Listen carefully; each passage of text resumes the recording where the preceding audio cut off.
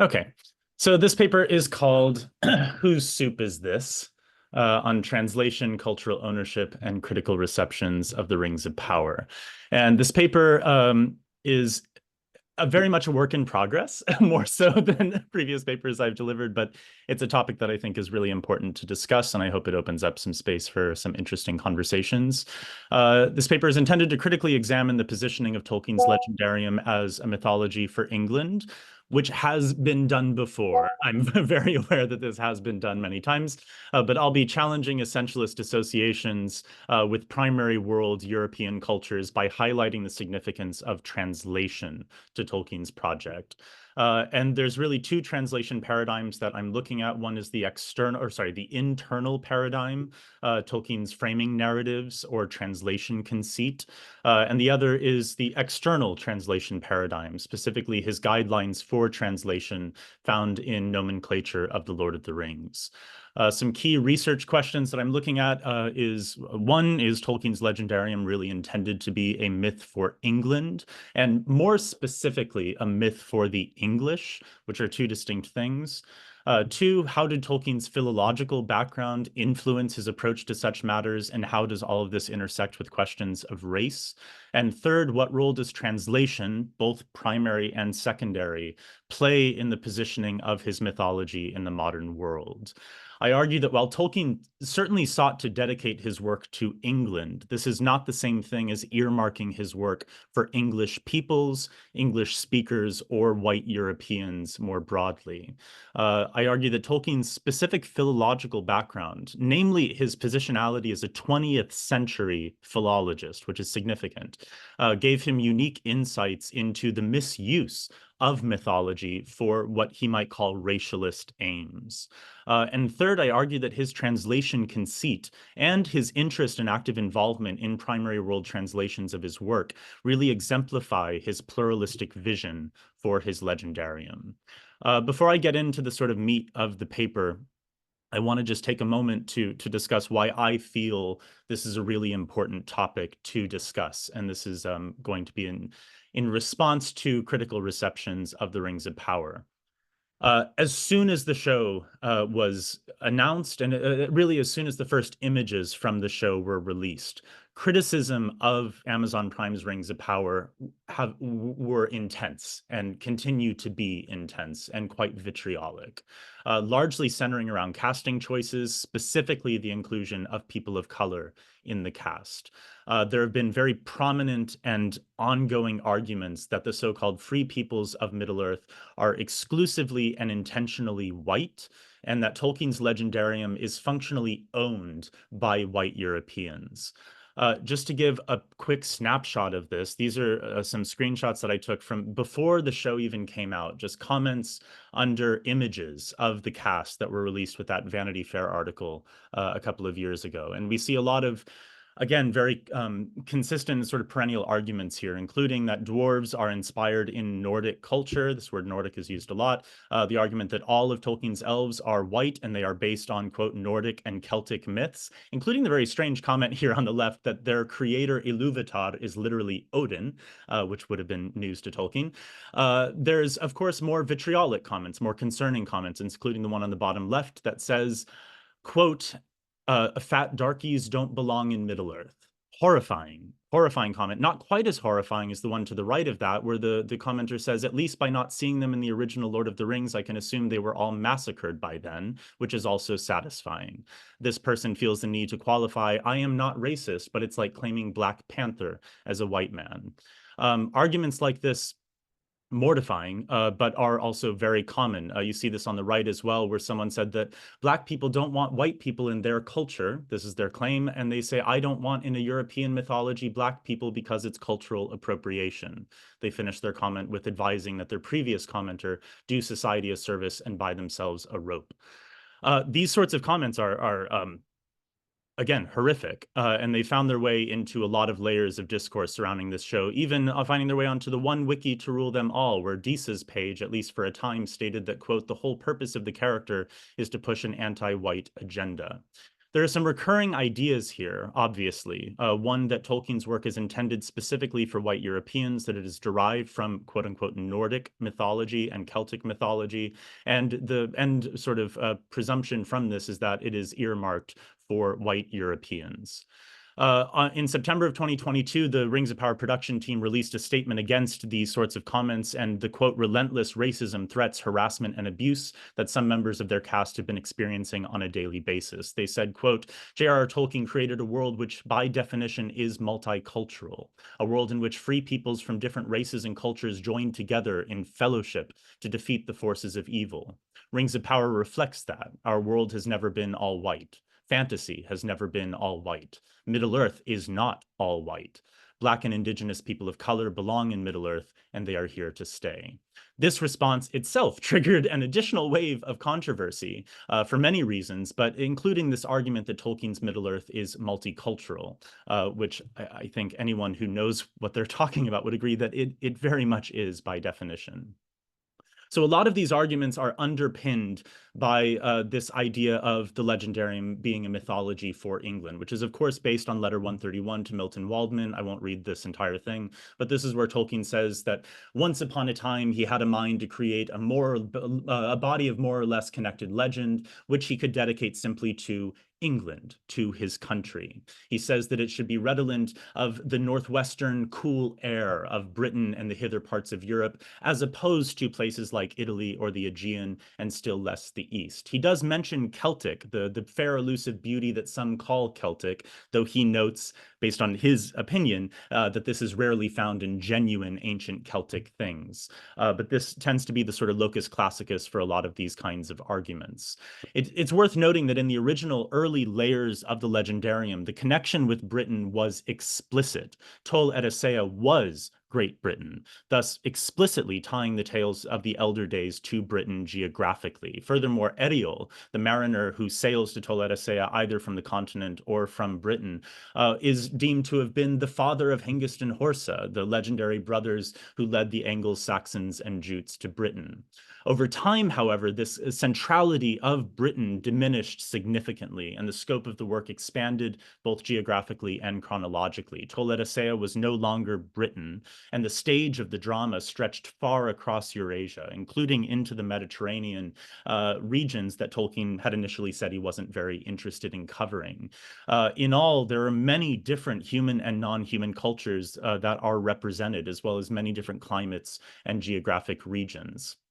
Middle-earth is, of course, our own world. I'm always a bit surprised at how frequently I have to sort of defend that notion online. I have a Tolkien TikTok page because people struggle to sort of grasp this. It's not an imaginary place, but an imaginary time, albeit one that is situated very specifically at a particular period in our prehistory. But Middle-earth is Afro-Eurasia. It is the old world. What would become England is certainly there, but the English are very much not. And it's very much not a Nordic world. Tolkien responded to this allegation in letter 294, where he says, in a way that many would say is quite woke, he says, not Nordic, please, a word I personally dislike. It is associated, though of French origin, with racialist theories. Geographically, Northern is usually better, but examination will show that even this is inapplicable, geographically or spiritually, to Middle-earth. Going to the question of time and chronology, this is quite important because Tolkien originally imagined that the end of the Third Age occurred approximately 6,000 years ago. This aligns with two very important periods, one mythological, one historical, the former being the estimated beginning of the world according to some literalist interpretations of Abrahamic scriptural tradition, and the latter being the estimated era in which Proto-Indo-European language was last spoken. That was particularly important to Tolkien as a philologist. However, as explained in the Nature of Middle-earth materials in his late writings, Tolkien estimated that the end of the Third Age would have been a bit earlier, probably around or more than 9,000 years ago, thus preempting these events by around 3,000 years. I think it's helpful to kind of visualize the ways that Middle-earth's history integrates with our known primary world history. For instance, the end of the Second Age would have been, according to Nature of Middle-earth, around 12,500 years ago, which isn't so far off from Plato's estimation of when the fall of Atlantis would have occurred. notably. The Neolithic began around 10,000 years ago, which again is around the same time as the end of the Third Age. This is all before the British Peninsula separated from mainland Europe. This is before Doggerland was flooded. It's millennia before Proto-Indo-European speakers emerged, very long before the life of Abraham, many, many years before the emergence of Christianity, and really in a completely different era from the Anglo-Saxon invasion of Britain. In this way, the events of the legendarium predate the emergence of even any form of Indo-European language or myth as we know them, as well as major world religions by many thousands of years. This positioning, this internal framing narrative for his work, positions the Middle-earth materials as sources, not as derivatives of primary world cultures and myths. That's significant. From here, I want to turn to Tolkien's essay on fairy stories, which we've had some great presentations talking about, where he talks about this cauldron of story, which is constantly boiling all the time, with new bits added perennially by different storytellers and by just the workings of history. New characters, new motifs, new archetypes, new historical events are consistently added to the pot, which continues to boil. This isn't so different, as Flieger has noted, to Jung's theory of the collective unconscious. Every time a storyteller tells a story, they're dipping their ladle into the cauldron of story and serving a new bowl of soup. And even though some of the ingredients in that soup might be similar or identical to the ingredients found in other bowls of soup, that specific serving is always going to be unique. It's always going to be its own kind of soup.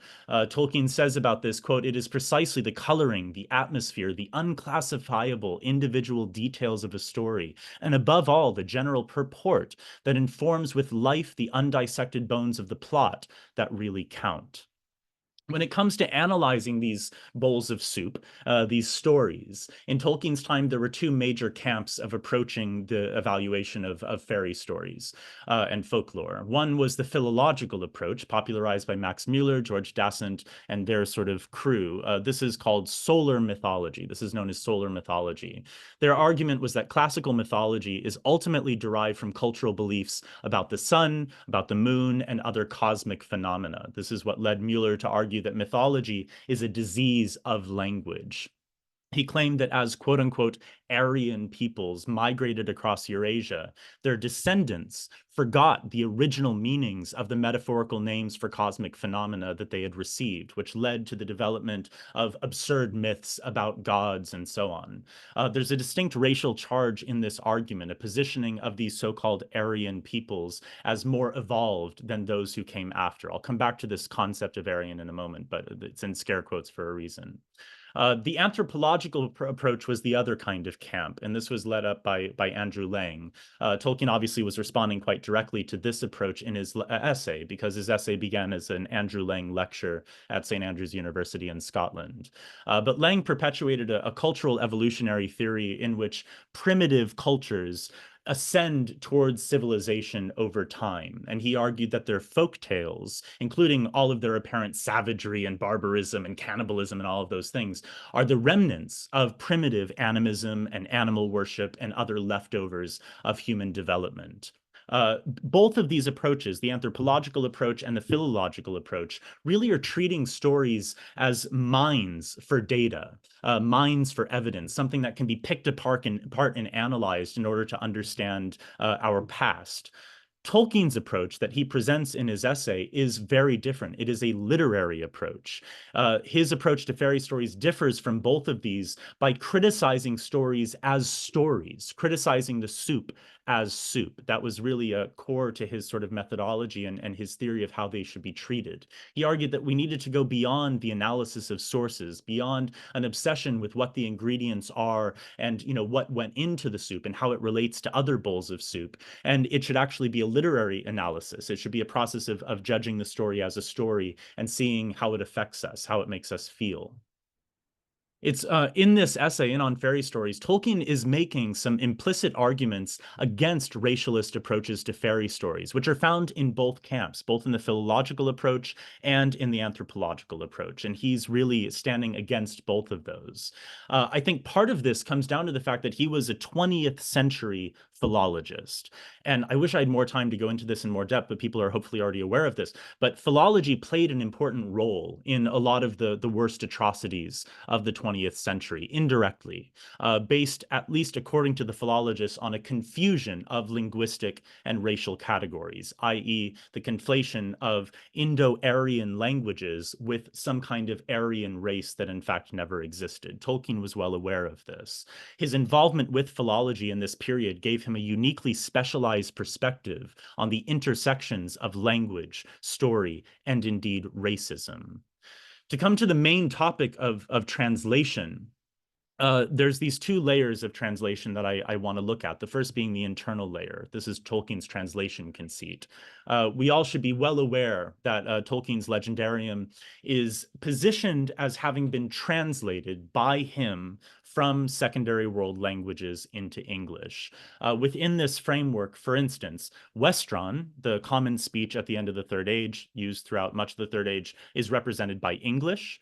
Rohirric is represented, I refuse to say Rohanese, sorry, Rohirric is represented by Old English, and the Northern Manish language, the language used by the men of Dale, and also the sort of public-facing language used by the dwarves of that region, is represented by Old Norse. These are not the languages that the individuals in this time period would have actually been speaking, because again, this took place around 10,000 years ago. So names like Thorin Oakenshield, Thorin Eikenskjaldi is not the real name that Thorin would have called himself. It's a translation of his name. Likewise, Eomer and Eowyn and Theoden and Edoras, these aren't the actual names used in Rohan. They're translations. And Tolkien explains that he selected these languages for translation because, according to his conceit, the relationship between Westron, Rohirric, and the Northern Manish language is somewhat equivalent to the relationship between modern English, Old English, and Old Norse.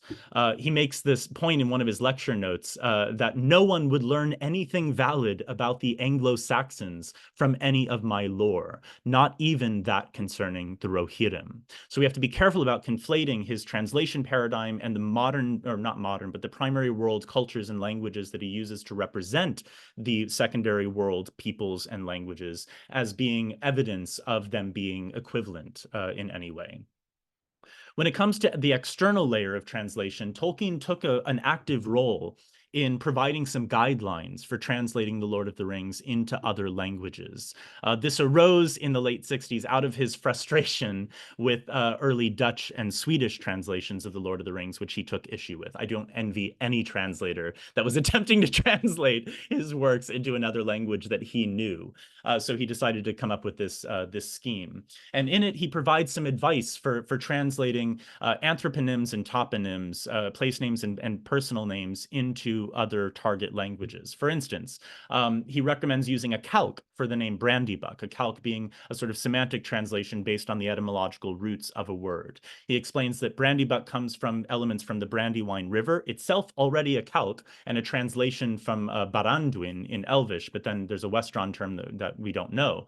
And the family name Old Buck, again, a calque already, explaining that the latter contains the word buck, either buk being male deer in Old English or buka being he-goat. So he recommends translating this based on an etymological breakdown of what the word is.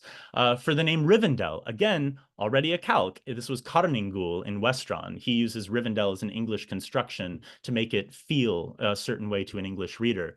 He says this is Clovendell. It's a translation of Imladris, Deep Dale of the Cleft. And he says you can either use a calque, translate it by sense, or you can retain it as a loan word, whatever seems best to the translator.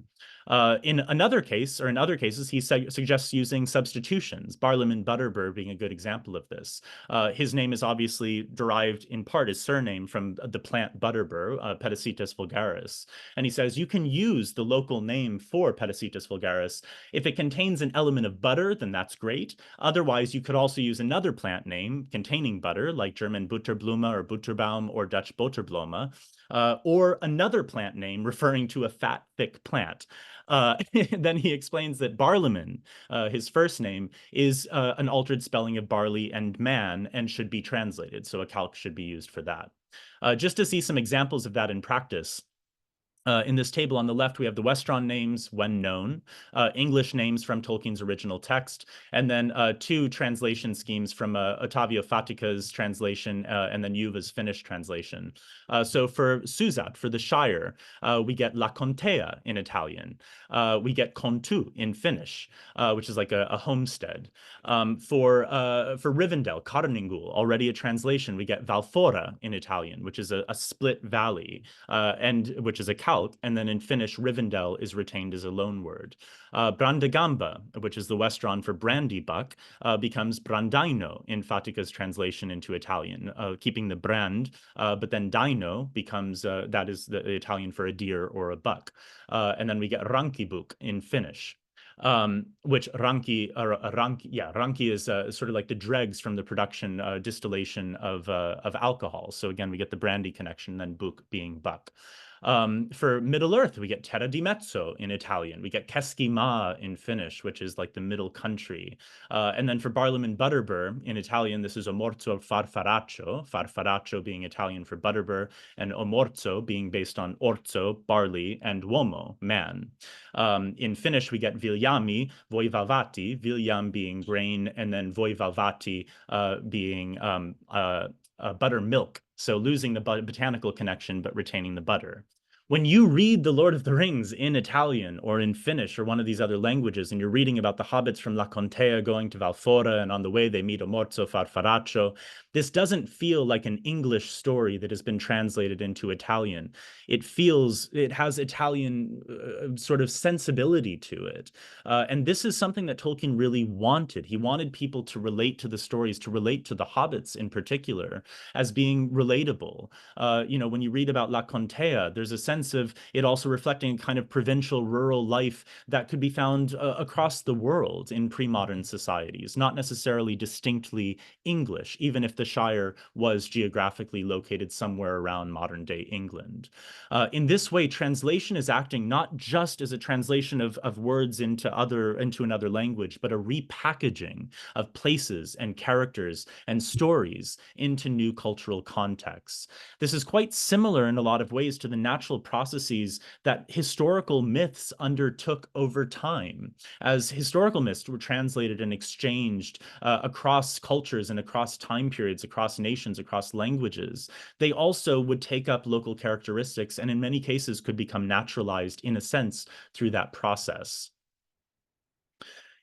In conclusion, briefly, in conclusion, I argue that the pseudo-historiographic positioning of Tolkien's legendarium situates it not as a derivative of primary world mythological and linguistic traditions, but as a sort of imagined source for them. But it's a source not only for European mythological traditions, just as equally, it could be regarded within this, sort of fictitious scheme as a source for Vedic mythology. It could be perceived as a source for certainly any Indo-European mythological tradition, but also potentially Finno-Ugric mythological traditions. The way that he positions it internally is so far in the past that it becomes a part of our global heritage, a part of our human story, not just the story of a particular group of people. And importantly, instead of placing an ethnocentric myth at the core, a story about one group of people, he constructed a distinctly pluralistic story, which highlights, indeed, multicultural, and if we're going to use the term, multiracial collaboration. Through his translation conceit and also through his active participation in primary world translation processes, Tolkien functionally established a very robust basis for his legendarium to be repackaged and recontextualized in an endless array of cultural contexts, way beyond the Indo-European cultural and linguistic sphere. The legendarium functionally belongs to all who encounter it. It's all of our soup.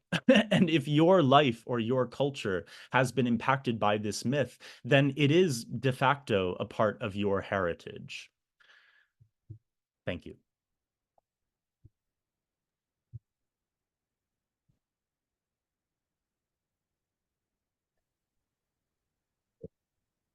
Thank you. Let me see. We have some hands raised. I don't know if that's Emily. I don't know if she wants to ask something. Or maybe it's also just clapping. Thank you, Eric. That was lovely. I really enjoyed this talk. And I especially agree with the thing you said in the end, basically, that whoever was impacted by Tolkien, that becomes your heritage, right? That's what the seminar is about, basically. So Mm. thank you. That was lovely. There were so many comments in the chat. I Yeah, I wasn't saw that reading coming them because through. it's distracting because I want to listen to you. But yeah, I think people loved your talk. And I don't know if we have some specific questions. Let me see. Can't see anything in the Q&A. I might have missed something in the chat. Will probably knows better if there were some questions there. I didn't see any questions in the chat, but there might be one or two people currently typing out a question at the moment. Okay. Should I just look through? There are a lot of them. Well, I have, by the time they say something, I have a question though. Um, uh, there is something probably which should be differentiated between. It's how we as readers appropriate the text, right? And what we see in it, and how it's used by big media, Hollywood producers, right? So could you comment on that? Because basically what the Rings of Power is doing with Tolkien's text is not the same what I do as a reader or, someone from I don't know, China or so just in those terms, because they are basically creating one interpretation, which is going to be their interpretation, obviously, but it's not the same as one reader or so. Yeah. Yeah, you understand what I mean. Yeah, yeah. It's Uh, it's such a fascinating thing. Tolkien talks about the difference between like literature and drama in the essay on fairy stories, and it's really a poignant point that he makes that they are fundamentally different things for a lot of different reasons. But one of them being, Corey Olson was talking about this recently, and he got a lot of crap for it. Was the difference between canonicity and historicity. I don't know if he used the term historicity, but I use that term a lot. That it's better to think of Tolkien's legendarium in terms of historicity and historiography as opposed to canon. Because they are the texts that comprise the legendarium, none of them are written from an omniscient perspective. None of them are 100% true, even within the fictitious, framing of the work. There are stories and accounts that are written by fallible individuals, either firsthand or secondhand, or received inherited traditions, and it's a body of myth. But it's treated as being sort of historical, pseudo-historiographic in nature, which is the same as historical texts that we have. You read a book of history, especially one written in the past, you can't take it as being a literal account of everything that actually happened as it happened. It's someone's interpretation. It's a literary and artistic process that produces works of history. But when we get something like the Legendarium, we have a body of text that we have to bring ourselves to and we have to negotiate with. And it's a dynamic process. And we can come up with our own interpretations, especially since the Legendarium provides us with so many rivaling accounts of events and different perspectives, entirely different versions of certain stories. We could say, well, one is the early draft and one is the canon, but that's really not what Tolkien was getting at. He was providing us with an array of different historical materials that we have to negotiate with. And you can do that with literature. It's way, way, way more difficult to do that on the screen because as soon as you're filming the scene, as soon as you're putting the words into someone's mouth and expecting folks to suspend their disbelief and perceive Morfydd Clark as Galadriel or Kate Blanchett as Galadriel, then all of a sudden it stops being this dynamic historical, maybe true, maybe not sort of, myth, and it's being spoon-fed to you, and it's harder to have those kinds of more dynamic relationships with the material. I think that that's an inherent not failing, but it's an inherent weakness of visual storytelling. Not that there's anything wrong with visual storytelling in drama, but it is a weakness in comparison to literature that we have to be constantly aware of. Yeah, so that's how I feel about that. I think that, anytime a storyteller, a visual artist, a dramatist is stepping up to, interpret a story, it is always going to be their interpretation of that story. And we have to take that with a grain of salt. It doesn't deprive us of the original materials. It doesn't deprive us of the source text or the body of pseudo-historiographic literature that we're given. It's someone's interpretation, and we always have to take that with a grain of salt. And unfortunately, it can be used for unsavory purposes. I think that I have plenty of critiques of Rings of Power. I think everyone has plenty of critiques of Rings of Power. But that is not the most it's not the most problematic way that Tolkien's work has been, misappropriated through the decades. We have some really big examples right now of that being done in far more dangerous and unsavory ways. And we have to, not that we have to accept it. We need to, speak against it, I think, when we can. But that is part of the game when it comes to mythology, especially a perennially applicable myth that can be reinterpreted in many different contexts. It's possible for it to be used for ill purposes, as Tolkien also talks about extensively in the essay on fairy stories.